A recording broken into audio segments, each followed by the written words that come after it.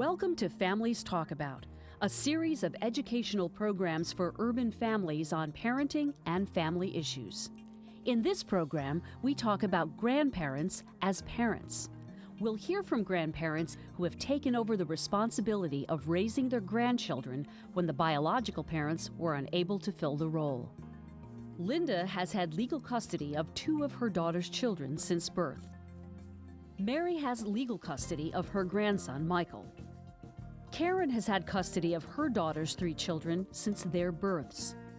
Ruby and Jean have custody of Jean's biological teenage grandson, who they have taken care of since birth. Mirta has had custody of her daughter's 3 children since they were small.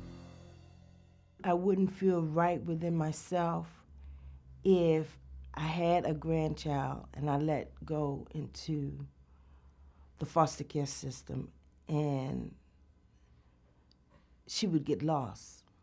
The whole family identity, all of that would get lost.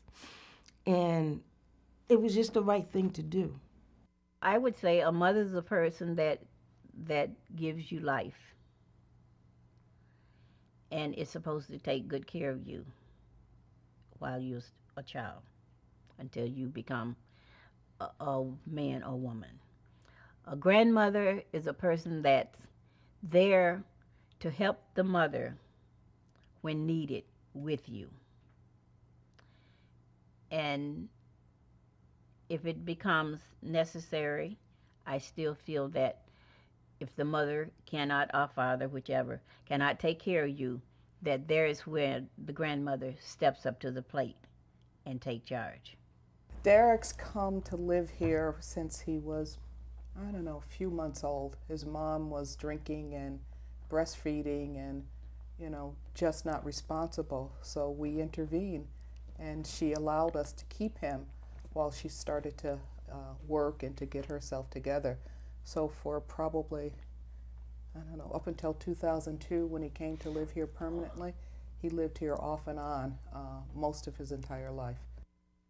They came to live with me at the time of birth. Christine was on drugs and still is. She was living on the streets, and I took custody of the children right at birth. You always have this hope that your children will get themselves together and they'll come back and get their children and raise them themselves. So I always had that hope that she would get herself together. But after she was murdered in 1991, I went on and got legal guardianship. Que se fue con él. Y dejó los nenes allá botados en mi casa. She said the kid's father, she was dating him for a while, and he started abusing her, and she started having a lot of problems with him, and Child Protections got involved because one of the kids ended up in the hospital due to the father. Child Protection took the kids away, and she ended up taking off and leaving the kids behind because she didn't want to be around the kid's father anymore. She said they were going to place the kids in foster care, and they arrived at her house asking her if she would be willing to take on her grandchildren and if she would want to continue to look after them and have full custody of them. And they asked the kids if they were going to be comfortable with that decision, and they said yes, and she was fine with it, and ever since then they gave her custody. Well, the second time around is a lot different than the first time. My grandchildren are ADHD. They were drug children. 2 of them are asthmatic. 1 has a lot of allergies. They have medical problems, learning disabilities. So this is all new to me, just starting over again. Not just being a parent, but with all the things that go with it.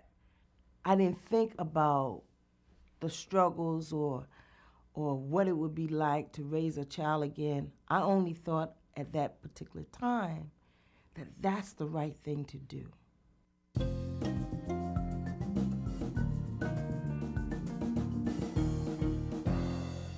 My life changed where a lot of things that I would have liked to have been able to do, I can't do it because I have him.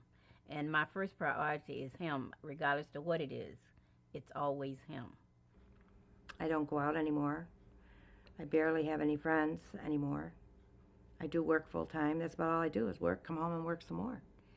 I'm so tired at night by the time I'm done with everything that I'm in bed practically the same time they are. I don't know how we did it. It was kind of backbreaking during that time, but you don't realize it's because you're in the moment. Thinking about it now, it would be kind of difficult to do all of that stuff. But it wasn't even we didn't give it a second thought. My other daughter's married, and she has a little girl. Her name is Diamond.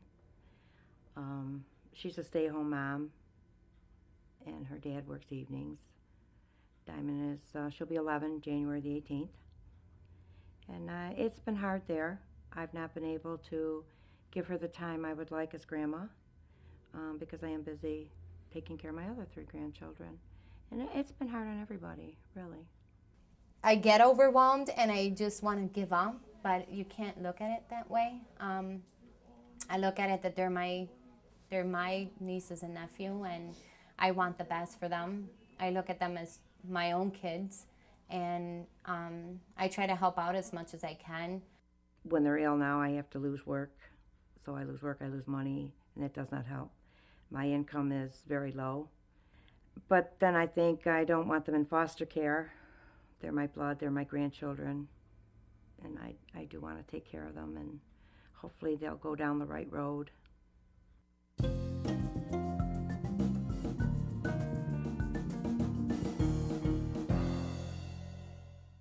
I explained to them that with drugs, it's a sickness, it's a disease, and that it's not really them, it's the drug that takes over their lives that cause them to not be able to function, okay? But I explained to them that their mother loved them enough that she realized that she couldn't take care of them. And so what she did was she signed a piece of paper saying, I would like for my mother to raise my children. So even in her sickness, she still loved you. She still thought about you. When it first happened, I could understand where she was coming from because she was very traumatized from being abused by the kid's father. So I could understand because I kind of went through the same thing. But to get up and leave your kids because of it, I don't agree with that. I mean, if you're going to struggle and you're going to deal with whatever challenges lies with you, you take it on with your kids. So if you have to run, you run with your kids. I don't know how I feel about it. Sometimes I have a lot of mixed emotions. I think she should have accepted her responsibilities. But on the other hand, a person on drugs, I don't think is capable of taking care of children. I mean, I want to see my grandchildren on the street, like I do see some children. I've tried talking to her. I really thought she would change, but she never did. So I accepted the responsibility, and that's the way we left it. No lo puede tener. She said the father was diagnosed as being schizophrenic, so he's not allowed to have the kids. They did grant him visitation, so he's able to see them supervised with his mom being present.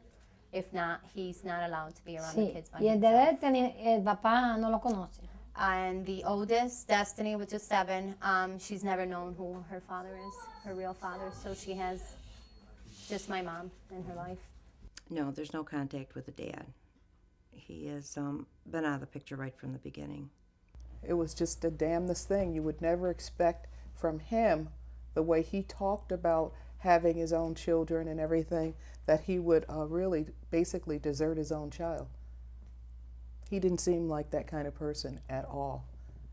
But it's his alcohol problem and his addiction problems that makes him that kind of person. He loves my son to death. He would love to be with him. And I told him when I see that my son is a little bit more responsible and possibly is able to take care of him, I will go into court and give him back to him with my help. She says that my sister would have to go through parenting classes. She would have to show the court system that she has, stable job, security. And right now, she's just constantly struggling in Tampa, Florida. So she knows right now she would not be able to deal with her children. So she just looks at it that they're better off with her, and she doesn't look at the fact that the mother should come back and get El involved. varón y la grande que no ve, no quiere saber de irse para allá. La chiquita sí quiere irse, pero los dos grandes no quieren irse. And she says the kids don't ever ask to be with mom, that they're happy here. They don't want to leave here. She always tells him how she wants him to come back and live with her and how they're going to have this life. But at this point, I don't see that happening. But she's always going to visit, and he's always going to go on vacation with her or spend the weekend with her if she's got it together. If she doesn't have it together, then he's not doing those things either. She can only see him where he has supervision. He's not an adult. I've never been afraid of my son taking his son away from me. I've really never been too afraid of the mom taking him away from me. But there was a time when she wanted to get back into his life, and he refused. And this was when he was 12 years old. He says all these years, she never hardly come to visit me, and she never buys me anything. And when my birthday comes around, I don't see her. He don't want to be bothered with her, and I don't force him to. And I had to tell her that I'm not making the decisions for him. He's making his own decisions. Whenever he wants to see you, he can, but I'm not going to force you on him. So I do what I think is best for him, not what is best for her or I. She has visitation. She has court-ordered Reality visitation. is, if you're not taking care of business, it's not going to happen. But Derek, at this stage in his life, he kind of takes responsibility for that. There's been instances where she was drinking and he just got out the car, left. Yo nunca hablo mal de la mamá. She says the mom still calls and speaks to the kids. She never talks bad about their mother. And they really don't ask too much about what happened while they're here. But she says they have a good relationship over the phone.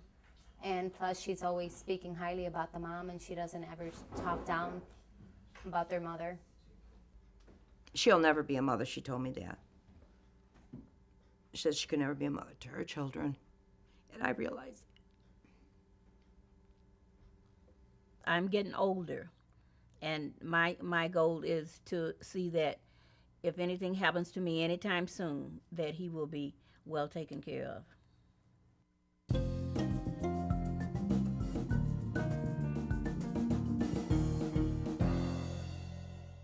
When you raise your children, you think that, okay, you're finished now, so it's now time for myself, and that you'll be able to do all the things that you wanted to do. Now you're tied down. Now you cannot financially, or you don't have the time to really do some of these things. I had to actually go back because I had little ones, okay? I had to get up and do feeding 3 or 4 o'clock in the morning. The changing the diapers. No, I was not ready for that. I resented that. I really did. And I resented my child for putting me in a position to do that, because my thought was, I raised mine. You needed to be the woman to raise yours. So I had to deal with all that anger, that guilt, that shame. I was shamed. I mean, it's not you don't want to tell anybody that your child is on crack. But I mean, I'm at a point now where I can say that. I love my daughter, but I also resent what she's done to them. I hate her for how she's hurt her own children. If you're going to hurt your children, then you shouldn't have any. They're still his parents. And to know where they are and to know that they're safe and whatever they do, they're still his parents. So we can't really disrespect them and honor him, because these people had him. You know, it just would negative. come back. Yeah, it's a negative. It would come back to haunt you if you had any negative thoughts. You know, it is what it is. It's unfortunate. I love my children same way I love my grandchildren. You know, they're part of me. You know, and when something is a part of you, you cherish that. You protect that. You love that. You're there for them.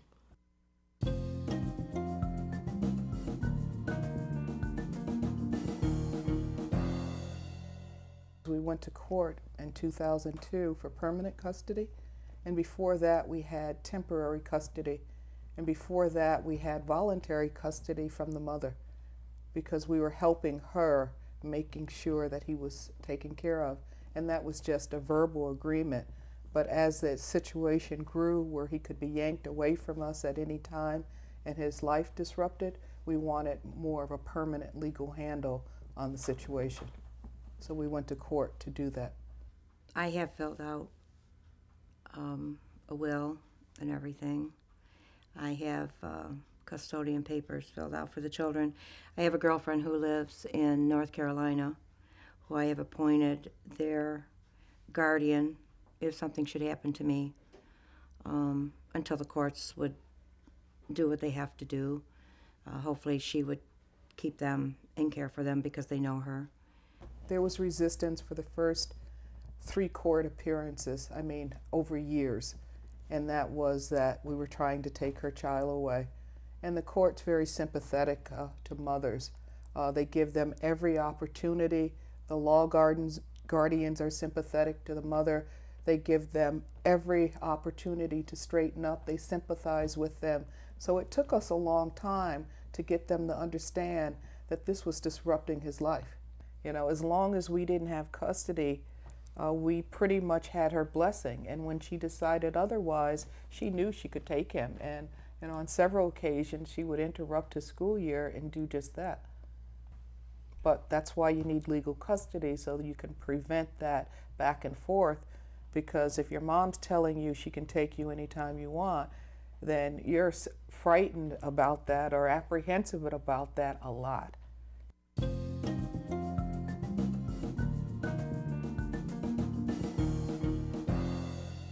It's a very important thing to reach out and find help for them, especially if they have the ADHD, especially if they were drug children. I never took care of drug children. I never even saw one. The first one I saw was my grandson, Joey, and what they go through when they're babies. You've got to reach out for help, and I've learned that. I've gotten a lot of help. I've gotten help from doctors, just from individuals out there, not just doctors. Because like when Christmas time come, sometimes I've had as many as 3 hosts, what it's called host families, come in during the Christmas, buy gifts for Michael. A lot of the social workers around me to do different things. They have got me a respite worker who's here 2.5 hours on a weekend, so I can get out and do whatever. Being able to buy them clothes and things, especially if you're on a fixed income, that would probably wind up to being a little hard on you, but through the help of different agencies and things, you'll be able to make it. Because I have. She gets a lot of support from us. There's a program called Ibero, and they help out a lot with providing programs for the kids. She also works with Catholic Charity. They help the seniors that are taking care of the grandkids. They help her with food if she faces like struggles paying some of the bills. They help her. They provide her like if she needs beds for the kids. They actually just brought her a bed about a week ago for the oldest. Yes. If she needs any kind of assistance, they're pretty good with helping her out. He joined the Boys and Girls Club. The teacher recommended because he needed to keep busy. He's a child that needs to keep busy mostly all the time. Jean's brother, who is about my age, he's in 60 also, kept him. And, it's nice having somebody where you feel safe and, no, it's not his mother, it's not his father, but, it's But another. It's a single. It's a single guy. It's a single male. It's hard for children to imagine that you have a parent that would just leave you. So those are issues that even now that we're still dealing with. We have some very good counselors who are working with them to help them. They go to counseling. They have counseling in school and they have counseling outside of school. They also talk to a psychiatrist who also, tries to work things out of them. You have to reach out to get support. Support groups are good. Counseling is good. You got to realize that you're not the only one in that situation. And I think that's what happened to a lot of us as grandparents. We just think that we're the only one and nobody knows what we're going through. No, you're not the only one. There are a lot of people who are going through the same thing.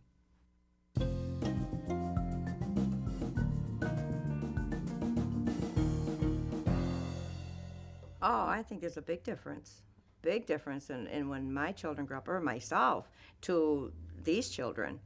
School-wise, society-wise, it's unbelievable.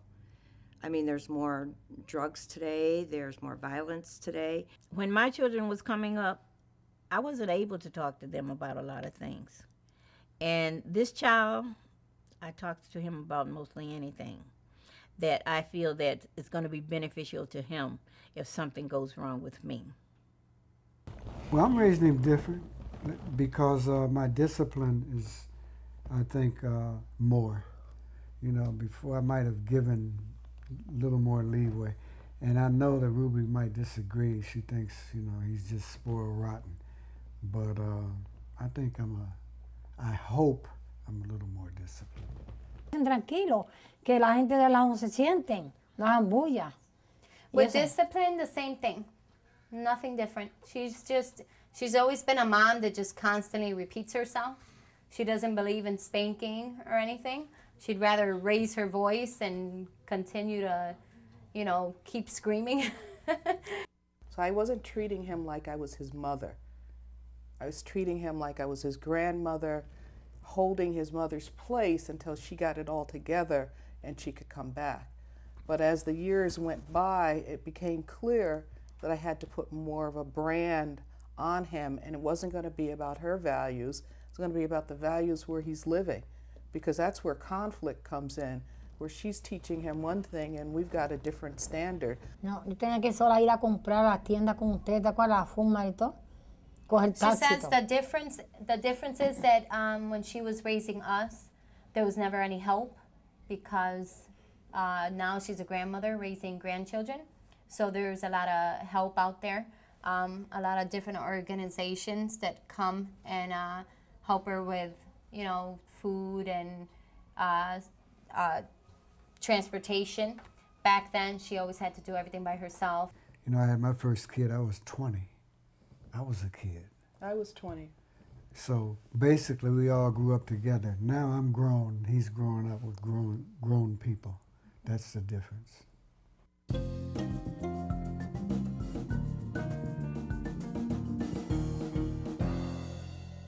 Que breguen con los nietos, porque no es lo mismo una abuela que una gente extraña.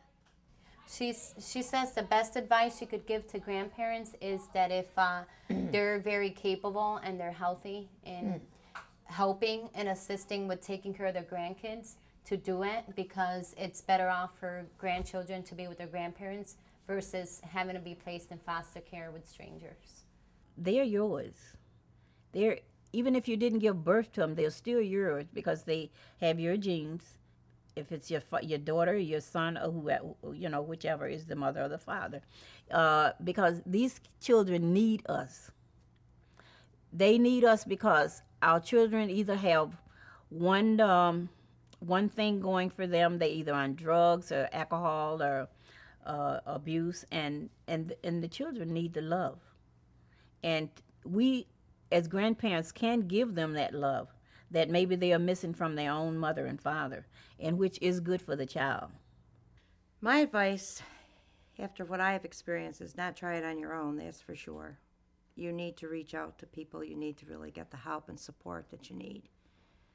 Without it, you can't make it. There's just no way. And these children have so much to contend with that we never had. And so you have to talk to them. You have to listen to them. You have to, take the time to sit down and listen. Take the time to say, watch TV with them. See what they're watching. Take time to listen to the music, to what they're hearing. Take time to find out who their friends are, where the friends live at. Do you know the mom? Do you know the dad? You have to take time for these things. Sometimes I feel like he thinks I'm going to leave him. And I say to him, you say that to me all the time. Do you think I'm going to leave you? And one time he did tell me yes. I says, I'm not going to leave you. I'll always be here as long as the Lord let me stay here with you. I'll be here. I'm not going anyplace. And nor you. You're not going anyplace. These kids are little, and I pray every day I live long enough to where they reach the age of, their own, to take care of themselves. My greatest joy is seeing that he's happy. And that when he goes out and he plays games and he comes back and he'll say, oh, I did this or I did that. And I say, fine. Or when he comes in the afternoon, he's happy and he'll say, hi, Grandma, how you doing? I says, fine, how are you? He'll say, how was your day? And I'll say, okay, how was yours? And these little things that, makes me feel good and makes me feel like I'm doing something right. There is help out there. Don't be afraid to ask for help. I mean, you missed a whole lot by feeling that you can't tell your story. And what I realize is that the story that I have helps somebody else. So everybody has a story. But the reason for that story is to help somebody else. If you are interested in finding out about support groups for grandparents as parents in your area, ask at your doctor's office, clinic, or community center.